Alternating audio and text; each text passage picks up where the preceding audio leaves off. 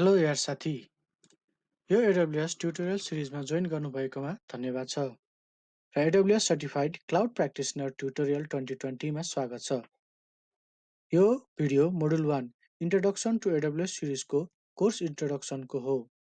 यो भिडियोमा हामी यो ओभरअल सिरिजमा के कुरा हुनेछ र यो ट्युटोरियल सिरिजमा तपाईहरूले के कुरा सिक्न पाउनुहुनेछ भनेर कुरा गर्नेछौँ। Okay, let's start the journey. First of all, यो कोर्स AWS को क्लाउड प्र्याक्टिसनर लेभलको सर्टिफिकेट प्रिपरेसन कोर्स हो। यसमा एक्जामको मोडुल के हुनेछ, एक्जामको प्रिपरेसन कसरी गर्ने र AWS को अरू सर्टिफिकेसन पाथहरू के छ भनेर यो ट्युटोरियल सिरिजमा बुझ्नेछौँ। This course will be an introduction course to cloud computing. यो कोर्समा क्लाउड कम्प्युटिङ भनेको के हो, यसको मोडलहरू के छन्, क्लाउड कम्प्युटिङको फन्डामेन्टल्स, एडभान्टेज, इम्पोर्टेन्सहरू के छ भनेर बुझ्नेछौँ। This course will introduce you with AWS Amazon web services.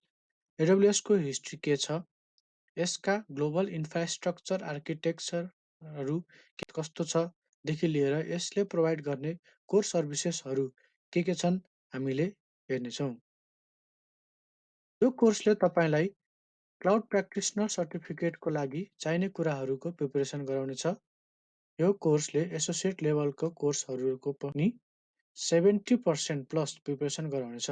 So this course will be helpful to take further steps in AWS too.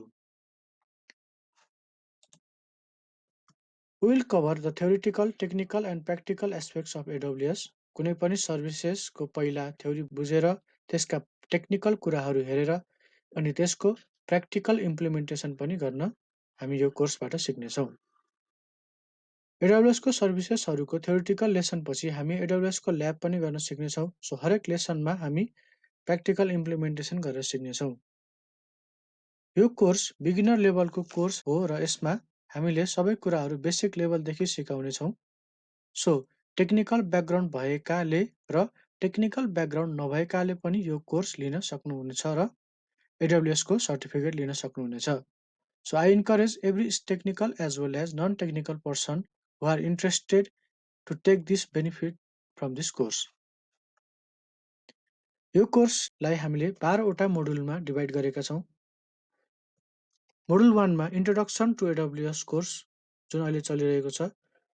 Module 2 मा अन्डरस्ट्यान्डिङ क्लाउड कम्प्युटिङ भनेको के हो त्यसको बारेमा बुझ्नेछौँ। मोडुल 3 मा AWS को क्लाउड ओभरभ्यू। मोडुल 4 मा creating AWS free tier account. Module 5 मा identity access management IAM। Module 6 मा Amazon simple storage service S3। Module 7 मा Amazon elastic compute cloud EC2। Module 8 मा Amazon को relational database service RDS। Module 9 मा Amazon Route 53। Module 10 मा Amazon virtual private cloud. Module 11 मा elastic load balancing and auto scaling र finally module 12 मा billing and सपोर्टको कुरा गर्नेछौँ।